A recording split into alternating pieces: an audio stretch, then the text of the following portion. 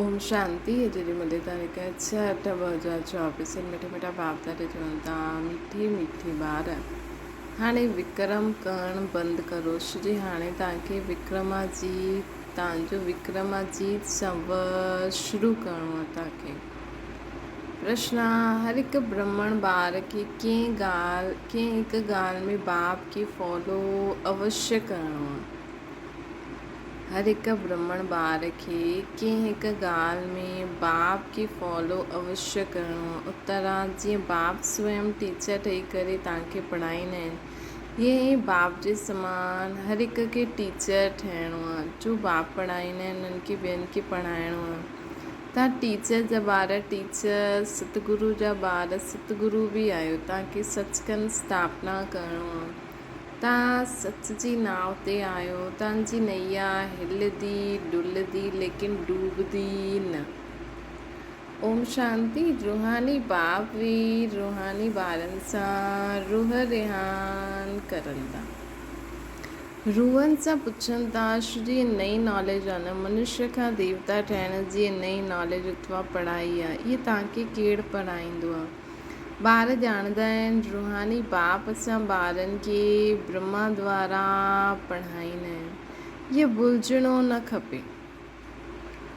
उहा बाप बि आहे, पोइ पढ़ाईंदो आहे त टीचर बि थी वियो न। इहो बि तव्हां ॿार ॼाणंदा, असां पढ़ंदा ई आहियूं नई दुनिया जे लाइ। हर हिकु ॻाल्हि में निश्चय हुजिणो खपे। नई दुनिया जे लाइ पढ़ाइण वारो बाप ई ईंदो आहे। मूल ॻाल्हि आहे बाप जी। बाप हमेशह ई शिक्षा ॾींदा आहिनि ब्रह्मा द्वारा। कोई द्वारा त ॾींदा न, ॻायल बि आहे, भॻवान ब्रह्मा द्वारा राजयोग सिखलाईंदा आहिनि। ब्रह्मा द्वारा आदि सनातन देवी देवता धर्म जी स्थापना कंदा आहिनि। जो देवी देवता धर्म हाणे आहे न, हाणे त कलयुग आहे, त सिद्ध थींदो आहे, स्वर्ग जी स्थापना थिए थी। स्वर्ग में सिर्फ़ु देवी देवता धर्म वारा आहिनि, बाक़ी एतिरा सभु धर्म हूंदा ई न, अर्थात विनाश थी वेंदा। श्री सत्युग में ॿियो कोई धर्म हुयो ई न। इहे ॻाल्हियूं तव्हां ॿारनि जी बुद्धि में आहे। हाणे त अनेक धर्म आहिनि। हाणे पोइ बाप असांखे मनुष्य खां देवता ठाहींदा आहिनि। छो जी हाणे संगम युग आहे न। हाणे बाप असांखे मनुष्य खां देवता ठाहींदा आहिनि। श्री हाणे संगम युग हले थो, त इहा असांजी बुद्धि में आहे कि हाणे बाबा ब्रह्मा द्वारा असांखे देवी देवता ठाहे थो, अर्थात हुन धर्म जी स्थापना करनि था। इहा त ॾाढो सहज ॻाल्हि आहे सम्झाइण जी। त्रिमूर्ति में बि ॾेखारींदा आहिनि ब्रह्मा द्वारा स्थापना। त्रिमूर्ति में बि ॾेखारींदा आहिनि ब्रह्मा द्वारा स्थापना। कंहिंजी स्थापना ज़रूरु नई दुनिया जी थींदी न, पुराणी जी त स्थापना न थींदी न। ॿारनि खे निश्चय आहे कि नई दुनिया में रहंदा ई आहिनि दैवी गुण वारा देवता। त हाणे असांखे बि गृहस्थ व्यवहार में रहंदे दैवी गुण धारण करणा आहिनि। पहिरियों काम ते जीत पाए करे संपूर्ण निर्विकारी ठहिणो आहे। कल्ह हिन देवी देवताउनि जे अॻियां वञी करे चईंदा हुआसीं, तव्हां संपूर्ण निर्विकारी, असां विकारी, पंहिंजे खे विकारी फील कंदा हुआ। श्री विकार में वेंदा हुआ न। हाणे पाप चईंदा आहिनि तव्हांखे बि अहिड़ो निर्विकारी ठहिणो। त जो असां उन्हनि जी महिमा कंदा हुआसीं, हाणे तव्हांखे बि ईअं ठहिणो आहे। दैवी गुण धारण करिणो आहे न। इहे विकार काम क्रोध आदि अगरि आहिनि त दैवी गुण न आहे। विकार में वञणु, क्रोध करणु, इहे आसुरी गुण आहे। देवताउनि में बि लोभ हूंदो छा? हुते 5 विकार हूंदा न आहिनि। इहे रावण जी दुनिया आहे न। रावण जो जन्म थींदो आहे त्रेता ऐं द्वापर जे संगम ते। जीअं इहे पुराणी दुनिया ऐं नई दुनिया जो संगम आहे न, ईअं ई उहो बि संगम थी वेंदो आहे। हाणे रावण राज्य में ॾाढो दुख आहे, बीमारी आहे, हिनखे चइबो आहे रावण राज्य। रावण खे हर वर्ष जलाईंदा आहिनि। वाम मार्ग में वञण सां विकारी थी वेंदा आहिनि। हाणे तव्हांखे निर्विकारी ठहिणो आहे। हिते ई दैवी गुण धारण करणा आहिनि। जीअं जहिड़ो जो कर्म कंदो ईअं ई फल पाईंदो। ॿारनि सां हाणे कोई विक्रम न थियणो खपे। बाबा चवनि था हाणे असां ॿारनि सां कोई विक्रम न थियणो खपे। हिकु थींदो आहे राजा विक्रमाजीत, ॿियो थींदो आहे राजा विक्रमी। राजा विक्रमाजीत, ॿियो थींदो आहे राजा विक्रमी। त बाबा हाणे चवनि था कि हाणे असांखे रावण जी दुनिया खे विदाई ॾियणी आहे। दृढ़ संकल्प करो कि हाणे रावण जो कोई भी गुण असां में न हूंदो। सभु परमात्मा राम जा गुण असां में हूंदा। रावण जो कोई भी गुण अर्थात विकार बुराई जेका बि अवगुण आहिनि, विकार आहिनि, बुरायूं आहिनि, ये सभ खे विदाई ॾेई छॾो, दृढ़ संकल्प करो। बाबा चवंदा आहिनि हिकु थींदो आहे राजा विक्रमाजीत, ॿियो थींदो आहे विक्रमी राजा। इहा आहे ही विक्रमी संवत यानी रावण विकारियनि जो संवत। इहे कोई सम्झंदो न आहे, न कल्प जी आयु जो ई कंहिंखे पतो आहे। वास्तव में विक्रमाजीत थींदा ई आहिनि देवता आहिनि। 5000 वर्ष में 2500 वर्ष थिया राजा विक्रमनि जा, 2500 वर्ष थिया विक्रमाजीत जा। अधु आहे विक्रमनि जो संवत। उहो माण्हू भले चवंदा आहिनि परंतु कुझु बि पतो न आहे। तव्हां चवंदा विक्रमाजीत जो संवत हिकु वर्ष खां शुरू थींदो आहे, 2500 वर्ष पोइ विक्रम संवत शुरू थींदो आहे। हाणे विक्रम संवत पूरो थींदो, पोइ विक्रमाजीत महाराजा महारानी ठही वेंदासीं। जॾहिं ठही वेंदासीं त विक्रमाजीत संवत शुरू थी वेंदो। इहे सभु तव्हां ई ॼाणंदा आहियो। तव्हांखे चवंदा आहिनि ब्रह्मा खे छो विहारियो अथव? अरे इन्हनि सां तव्हांखे इन्हनि जी छा पई? असांखे पढ़ाइण वारो कोई इहा थोरी आहे। इहे त शिव बाबा सां पढ़ंदा आहिनि, इहे बि उन्हनि सां पढ़ंदा आहिनि। पढ़ाइण वारो त ज्ञान सागर आहे न, उहो त विचित्र आहे। उनखे चित्र अर्थात शरीर हूंदो न आहे, उनखे चइबो आहे निराकार। उहो हुते सभु निराकार आत्मा ई रहंदियूं आहिनि, पोइ हिते अची करे साकारी ठहींदियूं आहिनि। परम पिता परमात्मा खे सभु यादि कंदा आहिनि। उहा आहे आत्माउनि जो पीउ। त उन्हनि खे असां जहिड़ी अथॉरिटी सां चईंदासीं न भई तव्हांखे हिन सां छा पियो, हुन जो फ़ोटो आहे तव्हां त मथे ध्यानु ॾियो न, तव्हां त ज्ञान सम्झो न। इहे छो था सोचो इहे चित्र छो आहे?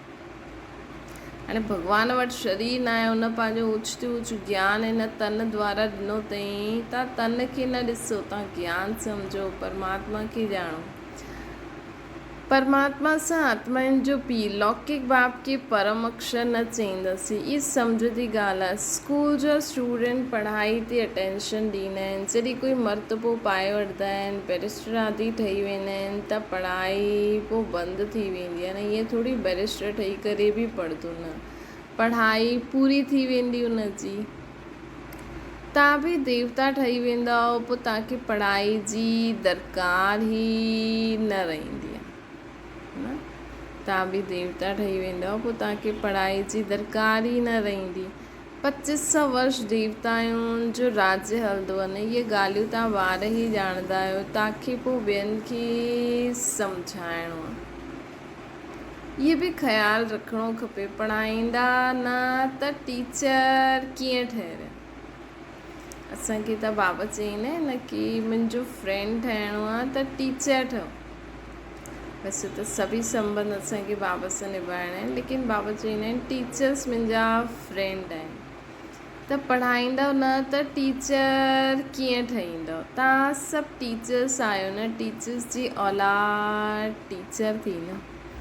ज़रूरी न आहे, लेकिन असां बाबा चवनि था टीचर जी औलाद आहियो त तव्हांखे बि टीचर ठहिणो आहे। ॾिसो हाणे बाबा सिर्फ़ु टीचर ई न आहे, बाबा सर्जन बि आहे, सतगुरु बि आहे। बाबा चई न मां टीचर सतगुरु, त तव्हां बि ठहो, तव्हां बि मास्टर सर्जन ठहो। ईअं बाबा अॼु हिकु टीचर जे लाइ चवनि था, लेकिन बाबा में जो विशेषता आहे, बाबा जा जो कर्म आहिनि, उहा असांखे बि अहिड़ो कर्म करिणो खपे। सतगुरु जा ॿार सतगुरु ठहिरिया न। टीचर जा ॿार टीचर ठहिया, सतगुरू जा ॿार सतगुरू ठहिया। उहो कोई सतगुरू न आहे, उहो गुरू जा ॿार गुरू आहिनि। सत माना सच, सचखंड जी सचखंड बि भारत खे ई चइबो आहे। सचखंड भी भारत के ही चइबो आहे। ये कूड़खंड आहे न, सचखंड बाबा ही स्थापना कंदा आहिनि। उहो सच्चो साईं बाबा आहे न, सचखंड बाबा ही स्थापना कंदा आहिनि। उहो आहे सच्चो साईं बाबा गेट शिव बाबा। शिव बाबा के सच्चो साईं बाबा। इहे रियल बाप ईंदा ई आहिनि।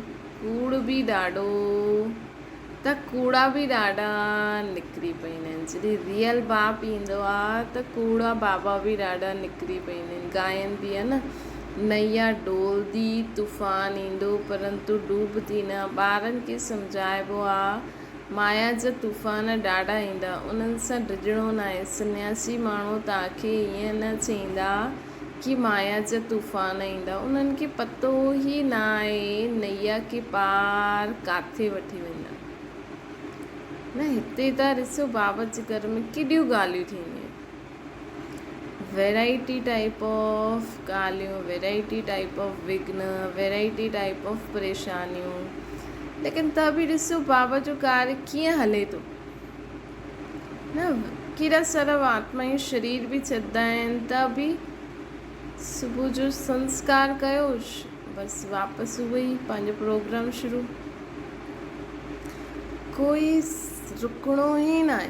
केॾी ॻाल्हियूं थियनि थियूं, केॾा ॿार ईंदा आहिनि, केॾा विघ्न विझंदा आहिनि, लेकिन बाबा जो कार्य हलंदो ई हले थो, ॿियो ई दिन प्रतिदिन वधंदो ई थो वञे। हीअ त माण्हुनि जे जीवन में काथे कोई माण्हू हिकु माण्हू चए हिते ईअं थींदो आहे त हुनखे बंदि कराए ॾींदा आहिनि। हीअ त ॿियो ई वधंदी थी वञे। तव्हां ॿार ॼाणंदा आहियो भक्ति सां सदगति न थींदी आहे, हेठि ई उतरंदा वेंदा आहियूं। पर चईंदा आहिनि भॻवानु अची करे भक्तियुनि खे भक्ति जो फल ॾींदो आहे। भक्ति त ज़रूरु करणी आहे। अच्छा, भक्ति जो फल भॻवानु छा अची करे ॾींदा? अच्छा, भक्ति जो फल भॻवानु छा अची करे ॾींदा? ज़रूरु सदगति कंदा न, चईंदा आहिनि, परंतु कॾहिं ऐं कीअं कंदा आहिनि इहे पतो न आहे। तव्हां कोई सां पुछो त इहे चई ॾींदा, इहे त अनादि हलंदो ई ईंदो आहे, परंपरा सां हलंदी आई आहे न भक्ति। तव्हां कोई सां पुछो त चई ॾींदा इहे त अनादि हलंदी ई रहंदी आहे भक्ति। त कोई चईंदा कि शास्त्रनि में लिखियलु आहे ईअं करो, परंपरा सां हलंदी आई आहे, ईअं चईंदा रहंदा आहिनि। रावण खे कॾहिं खां जलाइणु शुरू कयो? चईंदा आहिनि परंपरा खां हलंदो ई आयो आहे। तव्हां सम्झाईंदा आहियो त चईंदा आहिनि इन्हनि जो ज्ञान त कोई नयो आहे, जंहिं कल्प पहिरियों सम्झियो उहो झटि सम्झी वेंदा। ब्रह्मा जी त ॻाल्हि ई छॾे ॾियो। अगरि कोई चए न, चए तव्हां ब्रह्मा जी ॻाल्हि खे छॾो, पहिरियों ज्ञान ॿुधो, पहिरियों तव्हां ज्ञान ॿुधो, ज्ञान खे सम्झो, शिव बाप खे सम्झो, योग खे सम्झो। तव्हांखे जो प्राप्ति थिए थी योग सां, ज्ञान सां, जो एॾी ऊच नॉलेज मिले थी, हुन नॉलेज खे सम्झो। ब्रह्मा खे त छॾो, शिव बाबा जो जनम त थियो न, जंहिंखे शिवरात्रि चईंदा आहिनि। बाप सम्झाईंदा आहिनि मुंहिंजो दिव्य जन्म ऐं अलौकिक आहे, मुंहिंजो जन्म दिव्य आहे ऐं अलौकिक आहे। प्राकृतिक मनुष्य सदृश्य मुंहिंजो जन्म न थींदो।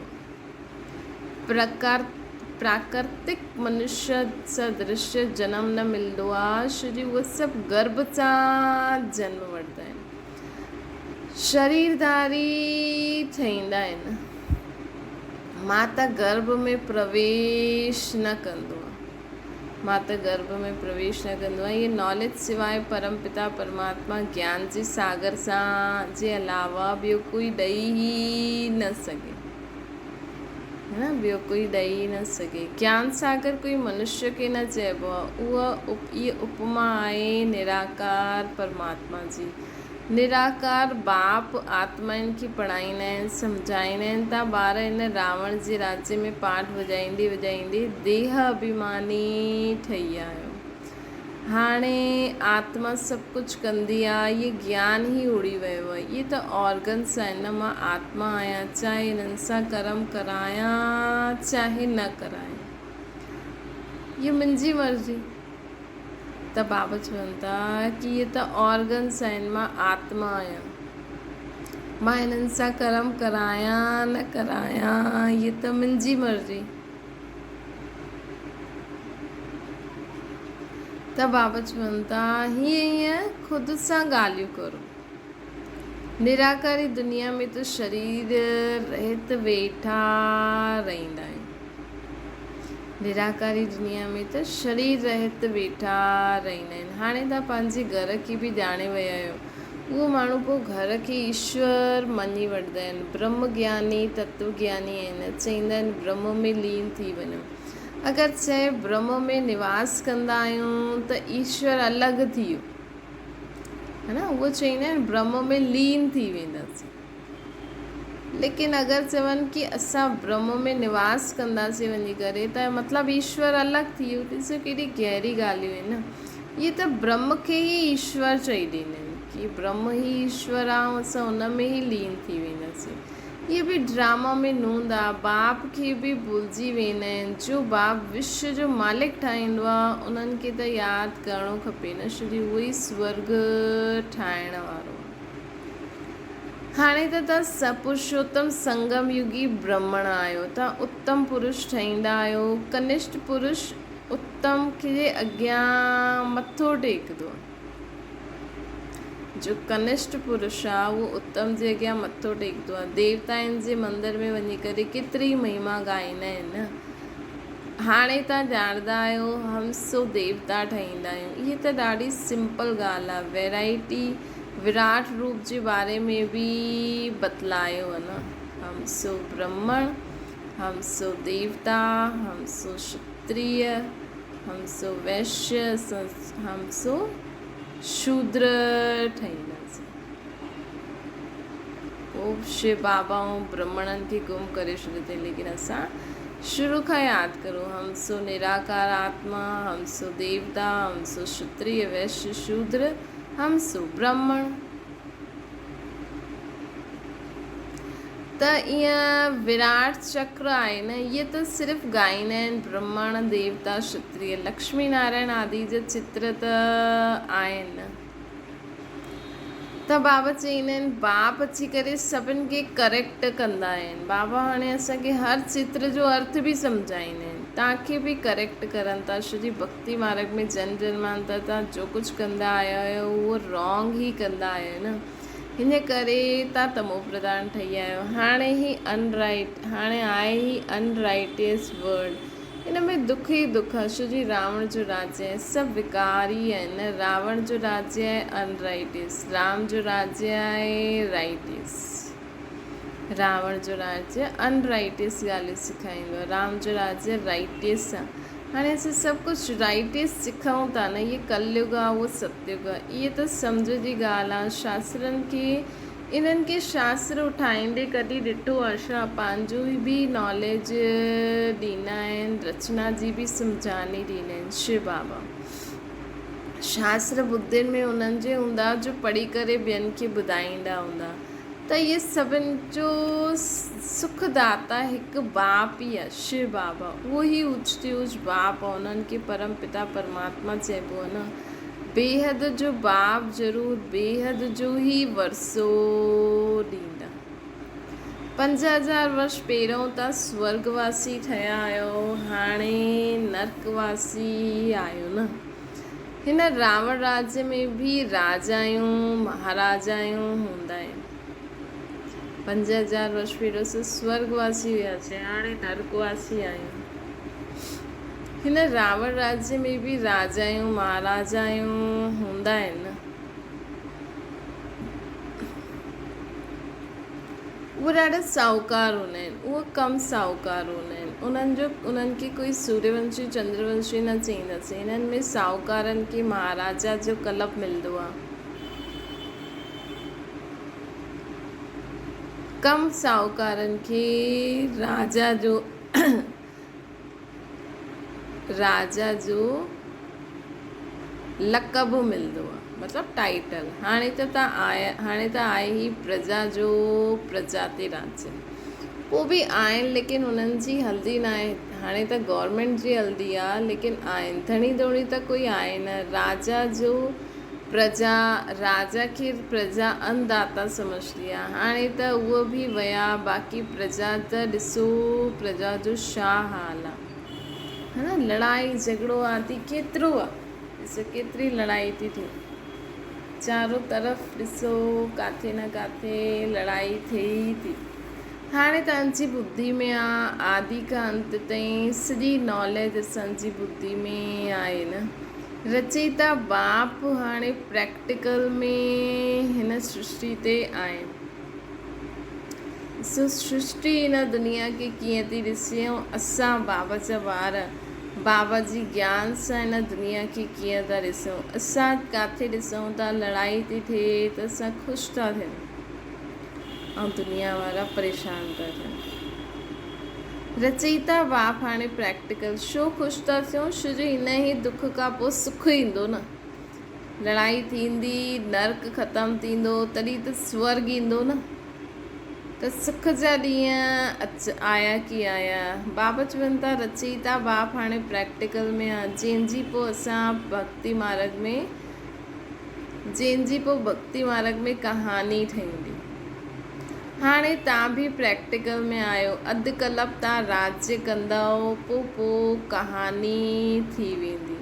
चित्र त रहींदा आहिनि न। कोई खां पुछियो इहे कॾहिं राज्य कंदा हुया त लाखों वर्ष चई ॾींदा आहिनि। सन्यासी आहिनि निवृत्ति मार्ग वारा, तव्हां आहियो पवित्र गृहस्थ आश्रम वारा।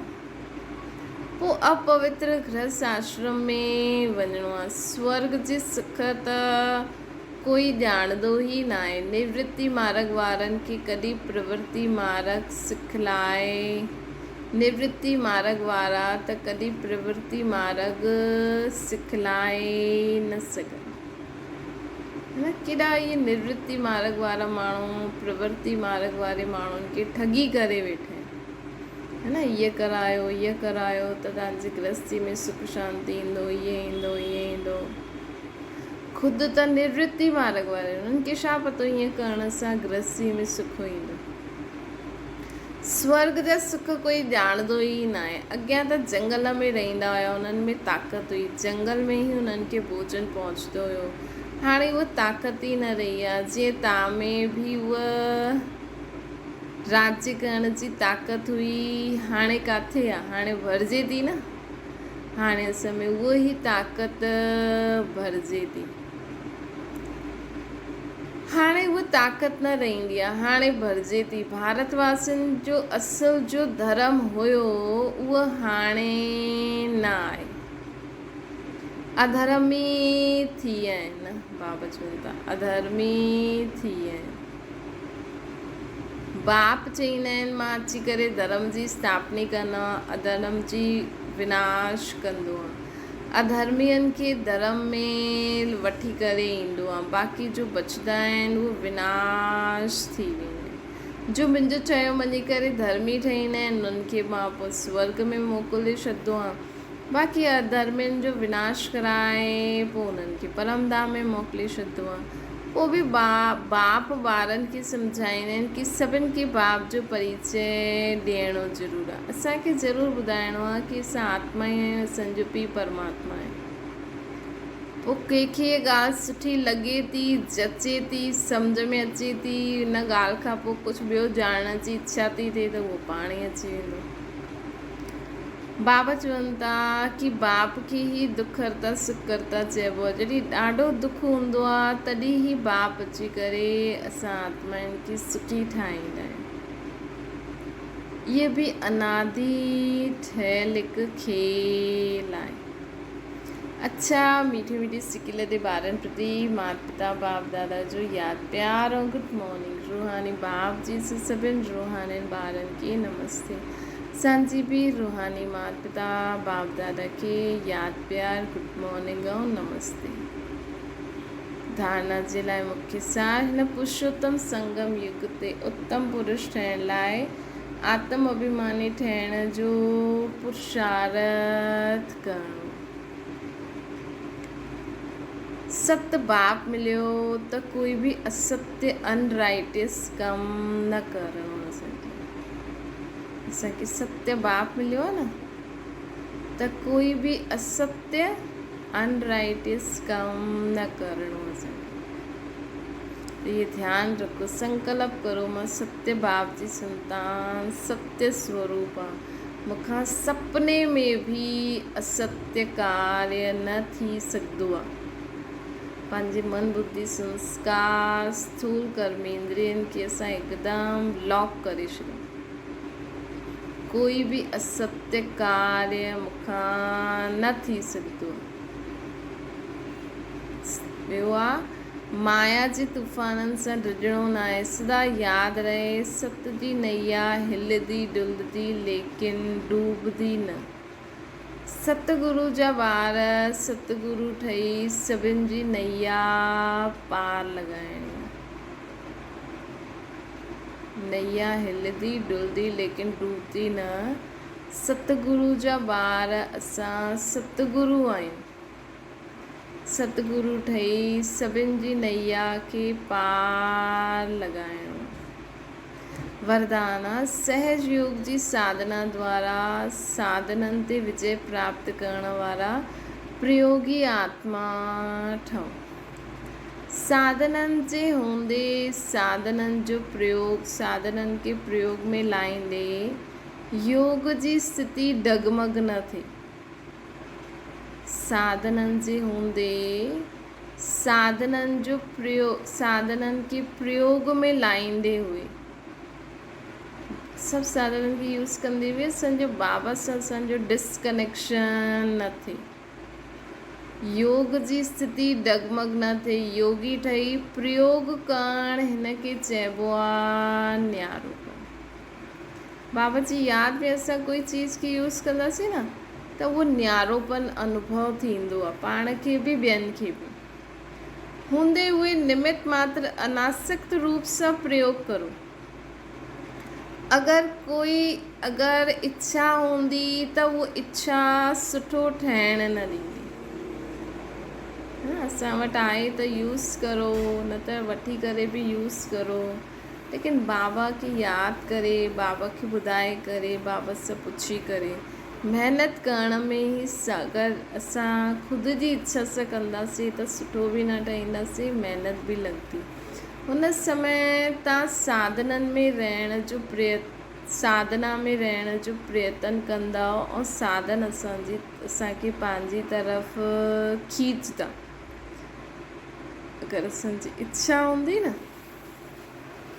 इच्छावश अगरि असां करूं था निमित मात्र न, त असां जॾहिं बि बाबा जी यादि में वेंदासीं न असांखे उहा चीज़ खींचदी, असांखे बाबा जी यादि में न रहण ॾींदी।